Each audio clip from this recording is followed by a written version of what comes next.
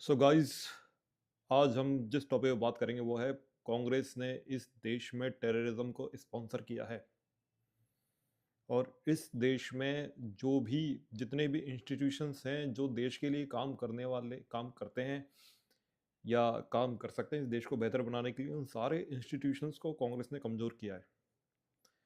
और उसके साथ साथ कांग्रेस ने हर वो चीज़ करी है जिससे इस देश के लोगों की साइकी को वीक किया जाए, इस देश के लोगों की हेल्थ को वीक किया जाए। मतलब उसने हर वो काम किया है जिससे इस देश को तोड़ा जा सके, जिससे इस देश को ख़त्म किया जा सके, जिससे इस देश की आइडेंटिटी ख़त्म की जा सके। सो ये कांग्रेस ने किया कैसे और कहाँ से किया ये कांग्रेस के पास आइडियोलॉजी आई कहाँ से? क्योंकि कांग्रेस का मूलभूत विचार यही है। कांग्रेस का मूलभूत विचार यही है। कांग्रेस को बनाया एओ ह्यूम ने सन 1885 में लगभग। मैं 2-3 साल आगे पीछे हो सकता हूँ, लेकिन इसको बनाया एक अंग्रेज अधिकारी ने। और इतना कंफर्म है कि वो अंग्रेज अधिकारी कोई इंडिपेंडेंट अंग्रेज नहीं था, या उसने रिटायरमेंट के बाद नहीं किया, उसने देश से प्यार के लिए नहीं किया इस कांग्रेस की स्थापना को।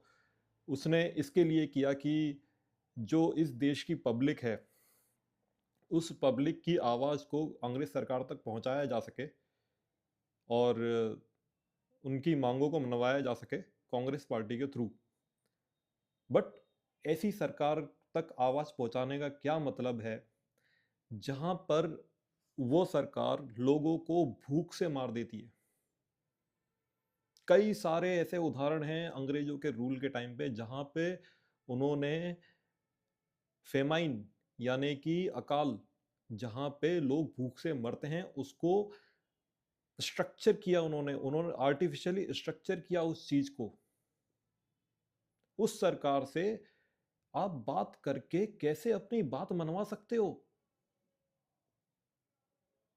जो लोगों को भूखा मार रही है?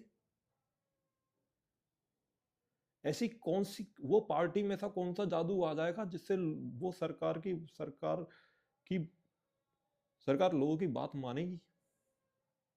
जिसने लोगों केवल उस आधार पे मार दिया, उन लोगों को बेघर कर दिया, उन लोगों को नंगा सड़क पे छोड़ दिया कि जहां पे शक था कि इनको हैजा हो सकता है। लिटरली हैजा को खत्म करने के लिए उस सरकार ने, अंग्रेज सरकार ने ऐसे कदम उठाए थे। और इस सरकार से बात करने की मंशा करने वाली कांग्रेस पार्टी थी। अंग्रेजों ने एक डॉक्यूमेंट बहुत पहले निकाल लिया था कि अ, कैसे लोगों के बीच के, मतलब जिन लोगों पे आपको राज करना है, उन लोगों के बीच के किसी आदमी को खड़ा किया जाए, उसको हीरो बनाया जाए। ठीक है? और वो लोगों को इस तरीके से मैनिपुलेट करेगा, इस तरीके से सबवर्ट करेगा कि लोग उसकी बात मानेंगे। और वो बात इस तरीके से मानेंगे कि वो फेवर में जाएगी इनके, जिन लोगों का वो अत्याचार कर रहे हैं। कई लोग हैं इनमें, जैसे ये राजा राम मोहन राय। राजा राम मोहन राय के बारे में अगर आपको पता हो कि उनकी डेथ कहाँ हुई और उन्हें कहाँ गाड़ा गया। हाँ, हिंदू होने के बाद, वैदिक संस्कृति को उन्होंने फैलाने के बाद उस व्यक्ति को गाड़ा गया। उन्होंने मोनोथेइज्म को प्रमोट किया। जो जिस काम के लिए उन्हें फेमस किया गया, उस काम को इस देश के कई हिंदू राजाओं ने पहले ही कर दिया था। तो वो किस काम के लिए फेमस हुए? किसी आर्टिफिशियल काम के लिए। वो आर्टिफिशियल वो काम पहले ही हो चुका था। मराठाओं ने किया वो काम, कुछ राजपूत राजाओं ने किया। सती प्रथा का विरोध, सती प्रथा को खत्म करना। मराठों का रूल जहां जा रहा वहां उन्होंने सती प्रथा नहीं होने दी, स्पेशली पेशवास। सो किस बात का क्रेडिट मिलता है राजा राम मोहन राय को?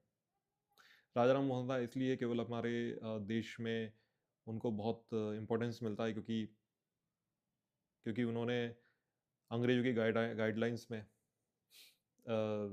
लोगों को प्रेरित किया